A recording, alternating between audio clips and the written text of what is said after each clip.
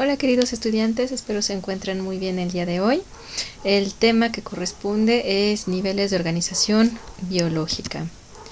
Muy bien, este tema lo vieron en la clase de biología el semestre pasado, entonces vamos a hacer un repaso de manera general. Y la pregunta es, ¿qué son los niveles de organización biológica? Siempre que pensamos o lo primero que se nos viene a la cabeza cuando hablamos de organización es acomodar lo que tenemos. En el caso de nuestros cuartos o de nuestras vidas requiero acomodar mis zapatos, requiero acomodar mi ropa, requiero organizarla para que sea más fácil poder encontrar mis zapatos, mi ropa, mis perfumes, lo que ustedes gusten, ¿sí? En la vida es exactamente lo mismo. Tendemos a organizar como la materia viva y los seres vivos. Bien, vamos a recordar un poco lo que es la materia de química. Recuerden que la materia es todo aquello que ocupa un lugar en el espacio, ¿sí? Y, por ejemplo, ustedes, un carro, su bicicleta, sus zapatos, su televisión, su cama, todo eso es materia. ¿Por qué? Porque ocupa un lugar en el espacio. Y los seres vivos no son la excepción, ¿sí? Todos los seres vivos son materia. ¿Por qué? Porque ocupan un lugar en el espacio. Además de que todos los seres vivos están formados por los mismos átomos y las mismas moléculas. Entonces, nos guste o no, todos los seres vivos, incluidos el ser humano, somos materia. Pero somos materia viva. Ahora, toda esta materia viva va a representar o va a presentar varios niveles de organización que en biología se van a llamar niveles de organización biológica. Biológica, ¿por qué? Porque estamos hablando de seres vivos. Y cada uno de estos niveles va a estar conformado por el nivel anterior. Ahorita lo vamos a ver, ¿sí? Y lo que caracteriza estos niveles de organización es que van de lo particular a lo general. Es decir, vamos a empezar desde lo más pequeñito, desde lo más chiquitito hasta lo más grande. Bien, los niveles de organización biológica se van a clasificar en 3 niveles. Vamos a tener el nivel químico, el nivel biológico y el nivel ecológico. Dentro del nivel químico vamos a tener a los átomos. El átomo es el nivel de organización más pequeñito y más chiquito que vamos a encontrar dentro de los niveles de organización biológica. Recuerden que los átomos, su definición tal cual, es la partícula más pequeña e indivisible que forma a la materia, ¿sí?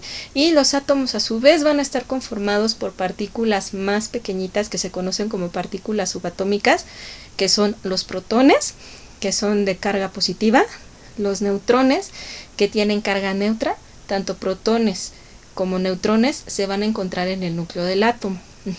Y tenemos a los electrones, que son de carga negativa y que se van a encontrar girando alrededor de este núcleo, formando lo que se conocen como órbitas. Recuerden que los átomos van a tener cierto número de niveles energéticos o cierto número de órbitas, pero la más importante para lo que a nosotros nos ocupa en este momento van a ser los de la última capa o los electrones de valencia. ¿Por qué? Porque estos electrones van a ser los que nos van a permitir que los átomos se puedan combinar entre ellos para dar origen al siguiente nivel de organización, que son las moléculas, ¿sí? Las moléculas, ¿cómo las vamos a definir? Como la unión de 2 o más átomos, ¿sale? Ejemplos de moléculas los tenemos en biología: las grasas, los carbohidratos, las proteínas, los ácidos nucleicos como el ADN y el ARN, ¿sí? Entonces, los niveles que van a corresponder al nivel químico son átomos y moléculas, ya que estos nos van a hablar de la composición de la materia, en este caso de la composición de los seres vivos. El siguiente nivel corresponde al nivel biológico. ¿Por qué el nivel biológico? Porque ya vamos a empezar a hablar de seres vivos como tal. El primer nivel de organización que vamos a tener van a ser las células. Las células van a estar formadas por moléculas y por átomos. ¿Qué es lo que les comentaba al principio? Cada uno de estos niveles de organización va a estar formado por los niveles anteriores. ¿Sí? ¿Qué tipos de células conocemos? Células nerviosas, células de la piel, células del estómago. Todos los seres vivos sin excepción van a estar conformados por células. El siguiente nivel de organización que corresponde al nivel biológico son los tejidos. Los tejidos van a ser conjuntos de células con una función semejante. ¿Sí? ¿Qué tejido conocemos? Tejido nervioso, tejido muscular. Ahora, un conjunto de tejidos que van a tener una función en particular se va a formar lo que conocemos como órganos. Los órganos van a tener una función específica dentro de los seres vivos. ¿Qué órganos conocemos? El cerebro, la lengua, el estómago, el hígado. Tenemos muchísimos órganos, pero estos a su vez van a estar formados de tejidos, a su vez de células, estas células por moléculas, y las moléculas van a estar formadas por átomos. Ahora, un conjunto de órganos que tienen una función biológica semejante van a formar lo que es un sistema. ¿Qué sistemas conocemos? Sistema nervioso, sistema reproductor, sistema excretor, sistema óseo, ¿sí? Van a estar formados por órganos que van a tener una función semejante. Ahora, un conjunto de sistemas nos va a dar origen a un individuo, que puede ser un ser humano, puede ser un perro, puede ser un gato, y cada uno de estos organismos va a estar formados por diferentes sistemas que lo van a ayudar a mantenerse vivo. En el caso del ser humano, ¿qué tipo de o qué sistemas conocemos? Tenemos sistema nervioso, tenemos sistema reproductor, tenemos sistema circulatorio, tenemos sistema óseo, tenemos sistema nervioso, sistema respiratorio, que en su conjunto nos ayudan a realizar los procesos vitales y mantenernos vivos, ¿sí? Ahora, el siguiente nivel, que corresponde al nivel ecológico, y qué es lo que nos va a interesar para la materia, vamos a tener a las poblaciones, ¿sí?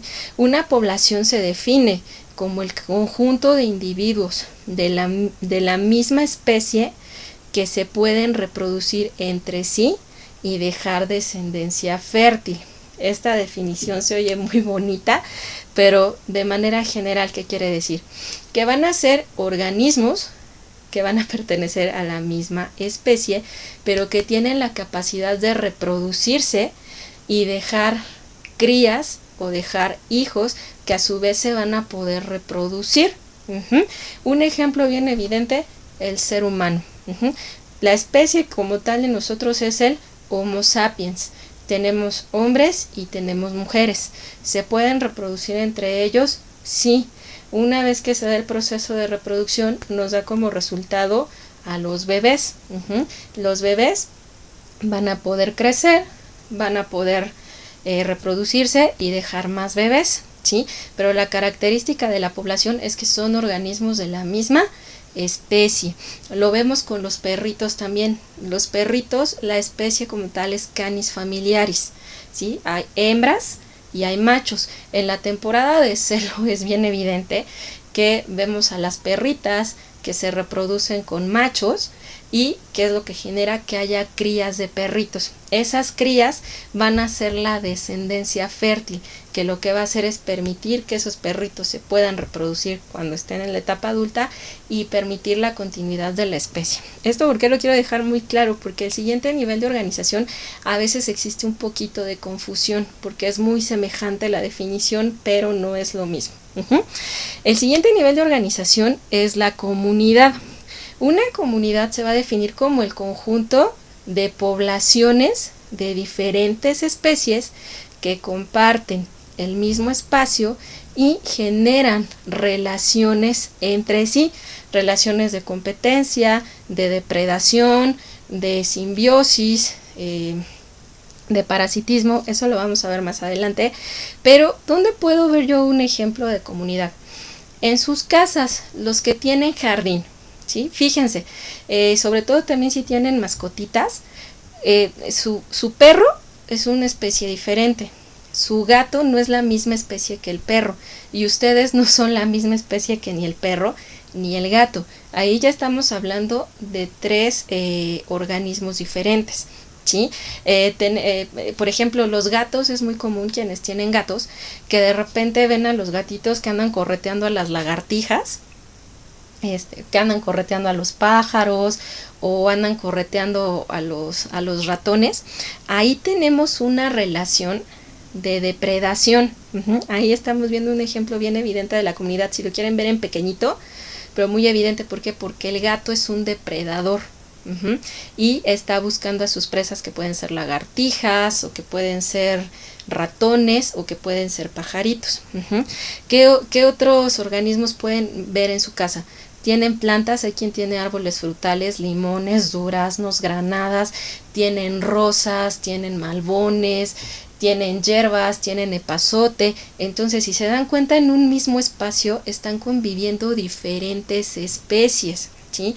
Por ejemplo, nuestras mamás, que son muy dadas a usar hierbas para poder cocinar, por ejemplo el epazote, cuando mi mamá o su mamá dice, híjole, es que voy a hacer frijoles y me hace falta epazote, y lo encuentran en su casa, ahí también tenemos un ejemplo de depredación. ¿Por qué? Porque nuestras mamás están tomando las plantas para podernoslas comer, ¿sí? Entonces el hecho de que en nuestras casas es una comunidad en chiquito, ¿sí? Entonces no es lo mismo que una población. Recuerden que la población son organismos de la misma especie y se pueden reproducir entre sí. En las comunidades son poblaciones de diferentes especies que generan relaciones entre sí. Después tenemos a los ecosistemas. Los ecosistemas se van a definir como tal el espacio en el cual conviven factores bióticos con factores abióticos. Ya, pues sí, está muy padre esto de los factores bióticos y abióticos, pero de manera general es la interacción de la parte viva con la parte física de ese espacio que están ocupando los seres vivos, es decir, la interacción de animales y plantas con el sol, con el suelo, con el agua, con el aire, ¿sí? Eso es un ecosistema y esto es la unidad de estudio de la ecología. Finalmente tenemos a la biosfera. La biosfera como tal, en las definiciones de los libros, es capa fina donde se desarrolla la vida. Bueno, sí, ¿pero qué es? Simplemente es todo el espacio que ocupan los seres vivos en el planeta.